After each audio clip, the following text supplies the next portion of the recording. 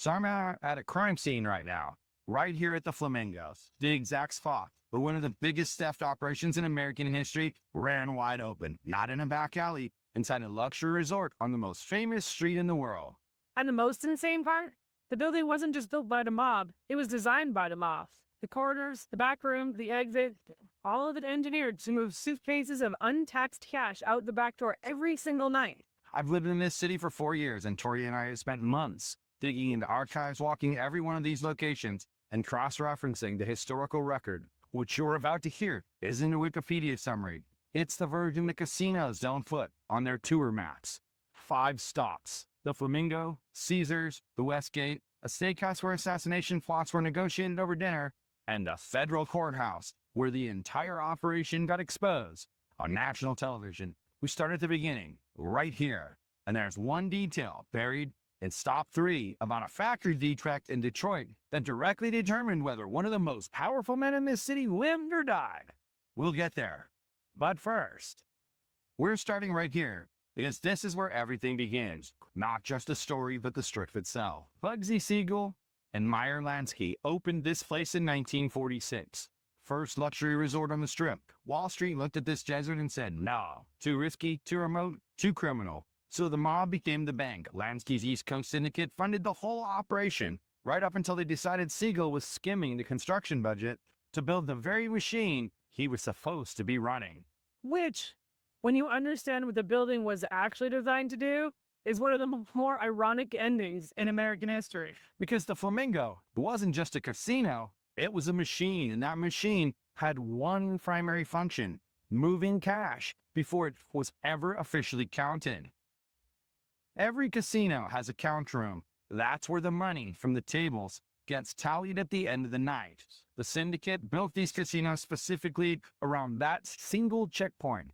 Hidden service corridors, secondary exits that don't appear on any guest-facing map, secure rooms with direct access to loading areas. The whole building was a logistics operation dressed up in pink neon. And the Stardust, which we'll get to, that operation flowed between $400,000 and $700,000 a month in untaxed cash every month, stuffed into duffel bags, handed to couriers, routed back to Chicago, Kansas City, and Milwaukee. The Flamingo is the prototype that made all of that possible. Siegel was shot in June 1947 through the window of his girlfriend's house in Beverly Hills. About 6 months after this place opened, his partner suspected he'd been skimming the construction budget. The irony being that the building he allegedly skimmed to build was itself a skim machine. But here's what most of the thing is. Inside Bugsy and Meyer's steakhouse on this property right now, there's a speakeasy called the Count Room. The entrance mimics Siegel's actual private bosses. You walk through what looks like a bookcase, and you're standing in a functioning bar built on the exact site where he ran his operation. That's not a theme park recreation. That's the location. The original low-rise structure was demolished in 1993, but the footprint is identical. Rooms here run under $60 on a weeknight. You can literally sleep at the origin point of the entire Las Vegas Strip for less than a Lyft ride from the airport. And if this is already blowing your mind, there's more. We're giving away a $50 Amazon gift card this month. Stick around to the end. We'll tell you exactly how to enter. The Flamingo was the prototype, but the mob's single greatest monument to dirty money is a quarter mile south, and 80 million tourists walk past it every year with knowing what funded it. Look at this entrance. Every tourist stops here for a photo. Every single one. And almost none of them know that the reason this building exists, the reason any of this marble and Roman statuary is standing in the Nevada desert, is because a labor union boss needed somewhere to park dirty money. Jay Sarno wanted to build something that had never existed. Toga-wearing cocktail waitresses, imported Italian marble, fountains that cost more than most hotels combined, a fantasy dropped in a desert, but banks still wouldn't touch early Las Vegas in the 60s. So, Sarno went to the same place everyone else went, the Teamsters Central State Pension Fund. He secured a $10.6 million loan for his friendship with Jimmy Hoffa and a Teamster official named Alan Forkman. That pension fund was the mob's ATM for the entire strip workers across America, paying into their retirement. That money built this. Caesars opened August 5th, 1966. 3-day party cost over $1 million just for the opening weekend. In 1966 money, Hollywood elite high rollers and organized crime figures all in the same room. The guest of honor was Hoffa himself. He stayed in room 1066, the best suite in the original Rosenthal. And here's the detail I loved.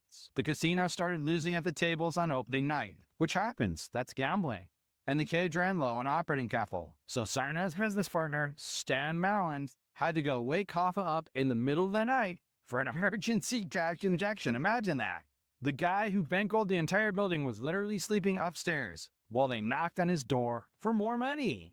That's not a metaphor, not actually pissed. The original 1966 Roman Tower still stands. When you walk through its oldest corridors, the ones that haven't been gutted and rebuilt, you're moving through the exact physical space that Teamster pension money constructed. That's not a replica. That's the building. And here's something worth sitting with while you're looking at the resort fee in your bill. The mod-era Caesars had no resort fees and had free parking. Sinatra, Sammy Davis Jr., Dean Martin, cheap or free for guests. Strong union wages on the floor. The syndicate's version of luxury was actually more accessible than the corporate version you're paying for right now. Make of that what you will. Caesars is as sparse as they are. We're not pretending otherwise. The Gordon Ramsay fish and chips at the Link, they're literally steps from where we're standing. You're in the shadow of the Teamsters' greatest monument for about 15 bucks. That's the move. Hit subscribe if you want more of this every week. Stop 3 is where the car bomb story lives. And that Detroit detail I mentioned at the top, we're almost there. All right, we're leaving the Strip now and heading east towards the Westgate. Most people know this building as the old Las Vegas Hilton, the place where Elvis had his residency. That's the version that gets marketed. That's not the version we're here for. You see, the operation that fed money into this part ran out of the Stardust, which stood about a mile down the road until it was imploded in 2006. The man running that operation was Frank Lefty Rosenthal, and his story is about as close to a Shakespearean tragedy as Las Vegas gets, except with more car bomb. Rosenthal was a genius odds maker, one of the best the country had ever produced, and the Chicago outfit sent him here to quietly take control of 4 casinos: the Stardust, the Fremont, the Hacienda, and the Marina. He ran all 4. Hundreds of millions of dollars moving through those properties. And he did it without ever holding a gaming license because Nevada kept denying him one. So, officially, his title was Food and Beverage Consultant. A food and beverage consultant who controlled the entire financial operation of 4 major casinos. How about that? That $400,000 to $700,000 a month we mentioned at the Flamingo, that's this operation, the Stardust Skim. Drop boxes hit in the middle of the night. Cash pulled before the official count. Stuffed into bags, handed to couriers. Routed directly to Chicago every single month. And you're standing in the sports book built on top of all of it. His life became the movie Casino. Scorsese basically made a documentary and changed the names. Stardust becomes the Tangiers. Rosenthal becomes Rothstein. The Skim is real, the chaos is real, and the chaos compounding all of it. Rosenthal's wife was running an affair with Tony Spilotro, the mob's own enforcer, the man literally sent here to make sure nobody stole from the people doing the stealing. FBI surveillance, fractured syndicate discipline, and Rosenthal stuck in the center of it. October 4th, 1982. Rosenthal's walks out of a Marie Callender's restaurant that was right here in East Sahara, right along this stretch. He gets into his 1981 Cadillac Eldorado, turns the ignition, the bottom wire underneath him detonates immediately. But he survived. And here's that Detroit detail.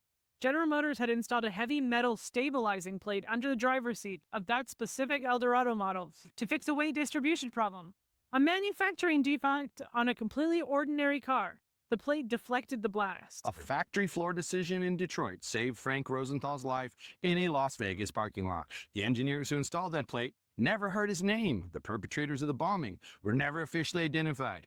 Rosenthal, he moved to Florida, and the syndicate's grip on this city began to come apart not long after. You can stay at the Westgate right now for between $140 and $155 a night. Same building, same address, fraction of the strip rate, and one of the biggest sports books in the city. The history is free. Everything we've covered so far, the Flamingo, Caesars, Westgate, those are all places where the mob worked. This next stop is where they taunt. There's a difference. By the late 50s, the casino floor was completely surveilled. State agents, FBI informants, hidden cameras. You could not speak freely anywhere they ran money. So the actual business of running a criminal empire moved here, into these booths. The Golden Stair opened in 1958, and it is the longest continuously operating steakhouse in Las Vegas. Walk through that door, and the lighting, the booths, the waiters in tuxedos, none of it has changed in any meaningful way. That's not a design choice they made last year. It's just what it looks like because it was never gutted and remodeled. Frank Sinatra had a personal booth. You can still request to sit in it. The Rat Pack came through constantly. Sinatra, Mark, Sammy Davis Jr. And they weren't just here for the ribeye. Entertainers and mob figures ate together because they worked together. The casinos Sinatra performed in were funded and controlled by the same men sitting across the table from him in this room. And this wasn't just dinner. Assassination plots were discussed here. Skim divisions were negotiated between courses. The men at these tables were running a multi-city criminal enterprise, and they needed a private place where they could speak freely with staff who understood discretion was part of the job. The walls are covered in original photographs and antique firearms. They recently added some square footage, but they matched the new section to the original architecture so well that you barely notice the scene. Walk into the oldest part of the dining room, and you're in the same physical space where those conversations happened.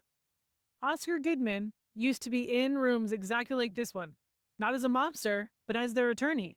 He defended Spilotro, Rosenthal, and Lansky, kept them out of federal prison for years. He's now got his own steakhouse inside the plaza downtown, and he occasionally runs private dinner events where he tells these stories himself from the man who was actually sitting at the table. Jeez. As primary sources go, that's about as close as you can get. The Golden Stair is absolutely not cheap, but it's not the $300 a head celebrity chef situation either. The menu is mostly a la carte, and a full experience will run you about $120 to $200 a person. For a meal inside the actual border of American Mafia, that's a reasonable trade. You're not paying for the brand. You're paying for the room. And trust me, you feel the room.